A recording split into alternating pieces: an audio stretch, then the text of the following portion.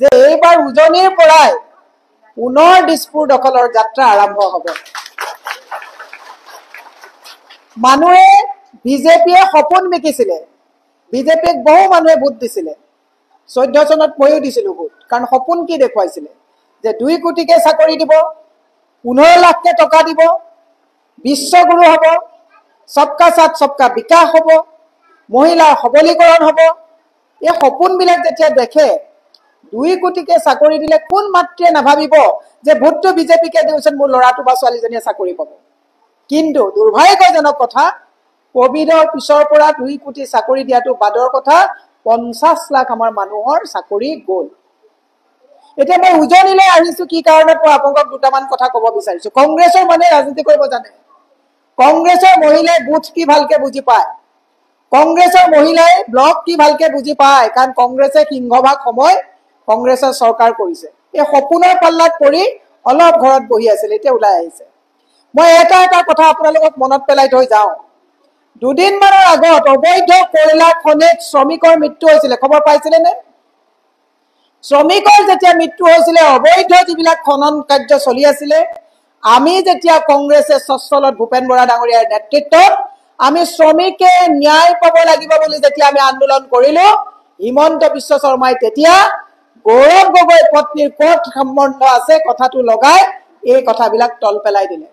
মই এতিয়া হিমন্ত বিশ্ব শৰ্মাক আজি তিনচুকীয়াৰ পৰা কৈছো, গৌৰৱ গগৈ পত্নীৰ বিষয়ে যি এনকুৱাৰী দিবা দি থাকা আমাৰ আপত্তি নাই, কিন্তু শ্ৰমিকে ন্যায় পালে নে নাপালে তাৰ উত্তৰ আমাক দিব লাগিব। লাগিব নে নালাগিব? হিমন্ত বিশ্ব শৰ্মাক কৈছো, তুমি বিধানসভাত গৈ কি কৈছা? কংগ্ৰেছৰ দুৰ্নীতিৰ কথা কৈছা, কিন্তু আমাৰ দেৱব্ৰত শইকীয়া ডাঙৰীয়াই আজি 15 দিনৰ আগত এটা ভিডিঅ' ছ'চিয়েল মিডিয়াত দিছিলে।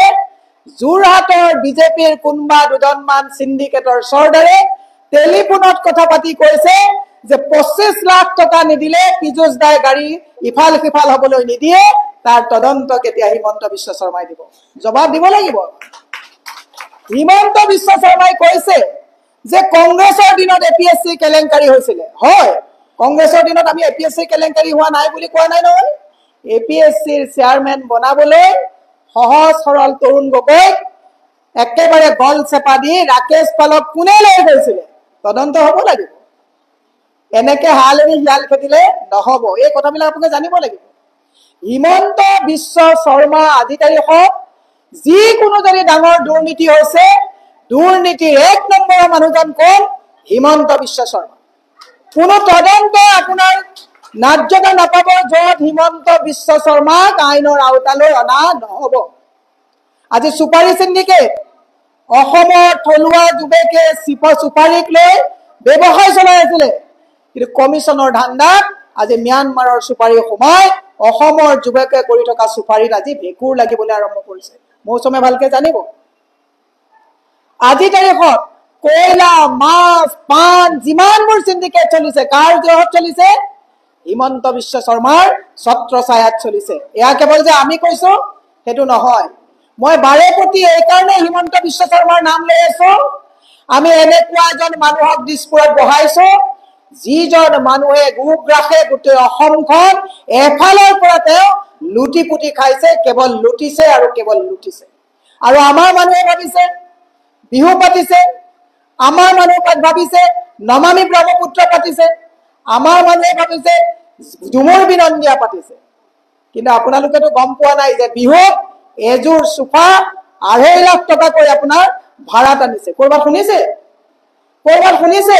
আৰু এইবিলাক মানুহক যেতিয়া আমি দগবাজ বুলি কওঁ, ইহঁতে ভয় দেখুৱাই, ইহঁতৰ চামচাবোৰে টেলিফোন কৰি আমাক দম দিয়ে যে সাৱধানে চলিব। মই এটা কথা কৈছো, 100 গৰু মাৰিলে বাঘৰো মৰণ।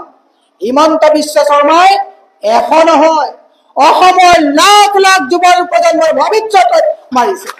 অসমৰ লাখ লাখ মহিলাক আজি স্বাভিমান ভূলঞ্চিত কৰিছে। অসমৰ লাখ লাখ বৃদ্ধা বনিতাক অপমানিত কৰিছে। মই কৈছো হিমন্ত বিশ্ব শৰ্মা নিপাত যাব, আৰু এই নিপাত যোৱাৰ আখৰা অসমৰ মাতৃ সমাজে ল'ব লাগিব। মই মাতৃ সমাজক মনত পেলাই দিব খুজিছো, অমৃত কলহৰ নামত নচুৱাইছিলে।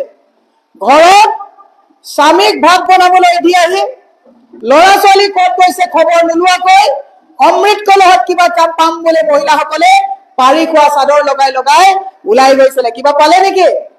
নাই পোৱা। অমৃত বৃক্ষৰ নামত মহিলাসকলক যি প্ৰতাৰণা কৰিলে, সেলফি দিয়াৰ কথা ক'লে, এডভাৰটাইজাৰ নামত কোটি কোটি টকা পেপাৰত খবৰ কৰি খৰচ কৰিলে, অমৃত বৃক্ষৰ এজোপাও গছ আজি তাৰিখত নাই। গোটেই গছ পুলি মৰিল আৰু সেলফি দি কোনেও ফটো নাপালে, পইচা নাপালে। সেলফিৰ নামত মোবাইল EMI লৈ মহিলাই মোবাইলৰ দোকানত বাকি মাৰিব পৰা নাই। দুৰ্ভাগ্যজনক কথা। এই কথাবিলাকৰ যুক্তিযুক্ততা আছে। আজি হিমন্ত বিশ্ব শৰ্মাই বিধানসভা আমি কি কাৰণে পাতো? বিধানসভাত বহে, বিধানসভাত বহা বিধায়কসকলে আইন বনাই এওঁলোকে জনকল্যাণৰ কাৰণে তাত আইন বনোৱাৰ কাৰণে বিধানসভাত তেওঁলোকক বহোৱা হয়। কিন্তু আজি তাৰিখত বিধানসভা কি কাৰণে পতা হৈছে? মুখ চুপতি পথ কৰিবৰ কাৰণে, কংগ্ৰেছক ধ্বংস কৰিবৰ কাৰণে হিমন্ত বিশ্ব শৰ্মাই বিধানসভাৰ আমাৰ যিবিলাক তেজ পানী কৰা ঘাম মাটিত পৰোৱা পইচাৰ অপব্যয় কৰিছে, তাৰ হিচাপ হিমন্ত বিশ্ব শৰ্মাই দিব লাগিব। মনত পেলাই দিওঁ, স্মাৰ্ট মিটাৰ আপোনালোকে পাহৰি গ'ল, কাৰণ আপোনালোকৰ এতিয়া স্মাৰ্ট মিটাৰত বিল দিয়াটো অভ্যাস হৈ গ'ল। স্মাৰ্ট মিটাৰৰ কথাটো পাহৰি গ'ল। কিন্তু স্মাৰ্ট মিটাৰ কিমানটা তেওঁলোকৰ থকা ইণ্ডাষ্ট্ৰীত স্মাৰ্ট মিটাৰ লগাইছে। আমাৰ প্ৰাইভেট ক'ৰবাত যদি দিলীপ পৰাণে বিজনেছ কৰিছে তাত লগাই দিছে, ক'ৰবাত যদি আমাৰ মৌচুমে বিজনেছ কৰিছে সেইটো ফেক্টৰীত লগাই দিছে, ক'ৰবাত যদি মীৰা বৰঠাকুৰৰ সৰু ফেক্টৰী এটা আছে তাত স্মাৰ্ট মিটাৰ লগাই দিছে। কিন্তু পিঠানী বা অশোক সিংগাল তাহাঁতৰ যিবিলাক ডাঙৰ ডাঙৰ কোম্পানীৰ অফিচ তাত স্মাৰ্ট মিটাৰ দিয়া নাই। দুৰ্ভাগ্যজনক কথা। 34 লাখ আপোনাৰ মোৰ নিচিনা দুখীয়া দৰিদ্ৰ মানুহৰ ঘৰত জোৰ জবৰদস্তি স্মাৰ্ট মিটাৰ লগাই দিলে। আমি আন্দোলন কৰিছো, কাৰণ আমি বুজি পাওঁ সুপ্ৰিম কোৰ্টে কৈছে জোৰ জবৰদস্তি কাৰো ঘৰত স্মাৰ্ট মিটাৰ লগাব নোৱাৰিব। হিমন্ত বিশ্ব শৰ্মাই লগালে আৰু অসমৰ ৰাইজ এতিয়া ভ্ৰষ্ট হৈ গ'ল। এতিয়া সকলো চুপ। দুৰ্ভাগ্যজনক কথা। এতিয়া মই এটা কথা আপোনালোকক কৈছো, আজি অসমীয়া মাধ্যমিকৰ প্ৰায় 7,000 স্কুল বহি গ'ল। মাতৃ সমাজে চিন্তা কৰিছেনে যে 7,000 স্কুল যে বন্ধ কৰিলে, আমাৰ নগেন, আমাৰ হীৰেন, আমাৰ ববিতা, আমাৰ ৰিক্সা চলোৱা এই ল'ৰা ছোৱালীবিলাকৰ ল'ৰা ছোৱালীয়ে ক'ত পঢ়িব? চিন্তা কৰিছেনে? ল'ৰা ছোৱালী যদি স্কুলত যাব নোৱাৰে, চোৰ ডকাইত হ'বনে নহ'ব? চোৰ ডকাইত যদি বৃদ্ধি পায়, গলাত চেন পিন্ধি বাহিৰলৈ যাব পাৰিবনে?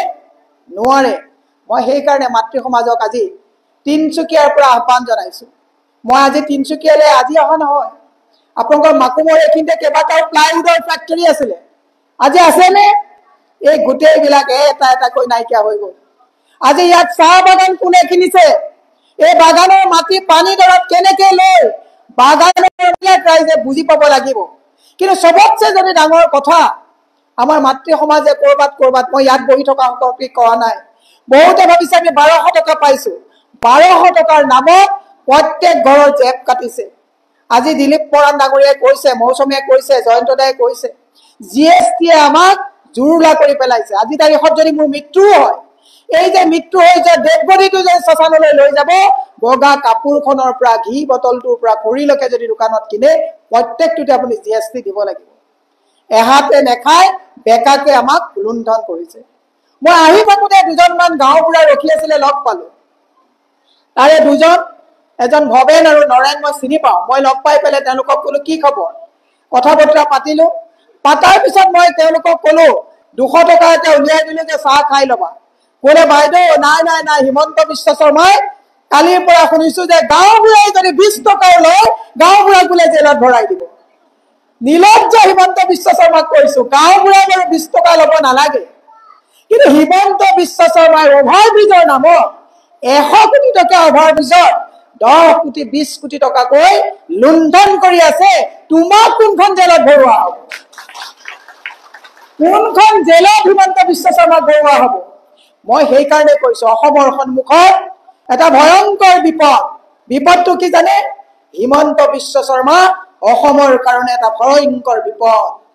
চিৰিয়েলত দস্যুৰ দেখিছিলে, চিৰিয়েলত আপোনালোকে অসুৰ দেখিছিলে, একেবাৰে গুৰু গ্ৰাসে দেৱতাসকলক দৌৰাই দৌৰাই গোটেই এটা যেনেকুৱা পৰিৱেশ সৃষ্টি কৰিছে।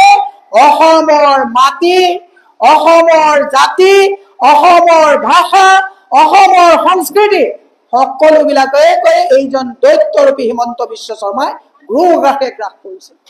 আজি তেওঁৰ পত্নীয়ে উজনিত যদি আহি থাকে, তেওঁ কৈছিলে যে ভাৰতৰ 5খন ৰাজ্যৰ ভিতৰত অসমক তেওঁ 5খন ৰাজ্যলৈ লৈ যাব, একেবাৰে নিছে।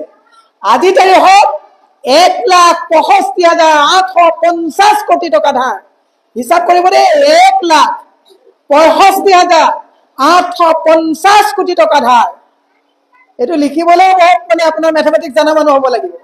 তাৰ পাছত আপোনাৰ মোৰ ওপৰত ঋণৰ বোজা দি অভাৰব্ৰিজ বনাই প্ৰত্যেকখন অভাৰব্ৰিজত তেওঁ 10 কোটি 20 কোটি টকাকৈ প্ৰফিট কৰিছে।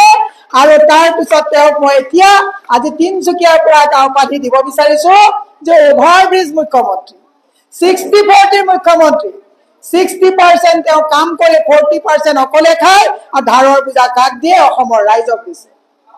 আৰু আজি তিনচুকীয়াৰ পৰা মই হিমন্ত বিশ্ব শৰ্মাক, তেওঁৰ মন্ত্ৰী অশোক সিংঘালে অসমীয়া সমাজক আমি গুৰুজনাৰ সংস্কৃতি লৈ, য'ত আমি স্বাভিমানে ভাওনা সংস্কৃতিক আমি সৰুগত কৰি অসমীয়াৰ আয়ুস ৰেখা হিচাপে গুৰুজনাক আমি শ্ৰদ্ধা কৰি আহিছো, তেওঁ গুৰুজনাৰ ওপৰত যি তুচ্ছ তাচ্ছিল্য কৰিছে, আজি তিনচুকীয়া জিলা মহিলা কংগ্ৰেছে অশোক সিংঘালক তীব্ৰ গৰিহণা দি তেওঁক নিন্দা কৰিছো আৰু তেওঁক ক্ষমা খুজিবৰ কাৰণে আমি এই সভাৰ পৰা দাবী জনাইছো। মই বেছি দীঘলীয়া নকৰো, দুটামান কথা আৰু ক'বলগীয়া আছে।